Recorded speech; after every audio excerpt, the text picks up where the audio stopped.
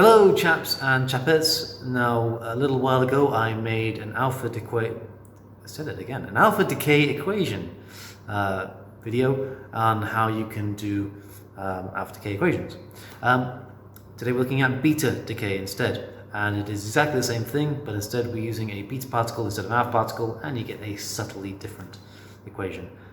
But again, it's relatively straightforward, and let me show you what I mean by that. Right, so this is now looking at beta decay, and this is relatively straightforward.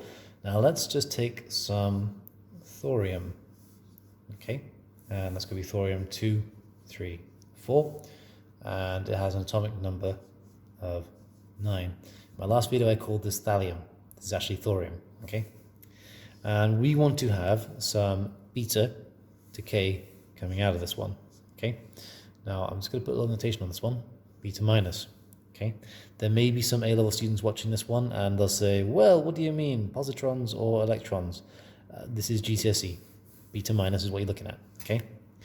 You could also represent that as, or an electron, okay? Now, okay, what's the atomic mass of an electron? Basically nothing, so 0. And what's the charge of an electron? It is -1. So we can have 1, 0, -1 up there. So we have a look at the atomic mass of this thing, and we know that the atomic mass is going to be 234 minus 0. So that's going to be 234, okay? Now this makes sense because when we have beta decay, we're essentially taking a neutron and turning it into a proton. So that's all we have to worry about there. The atomic mass should stay the same. However, we do have this minus number down here. So we have 90. What do we do now? Well, instead of taking things away, we just add them. So we have 90 minus -1, which becomes 91.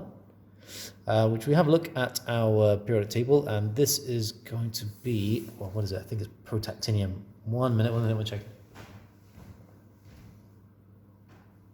Yep, that's going to be protactinium there. So, not that you actually care about the names of these things. As far as the mark's concerned, as long as you get these bits right, you should be okay. So, just going through that again. Atomic mass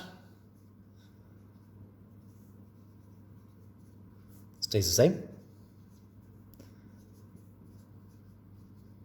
And then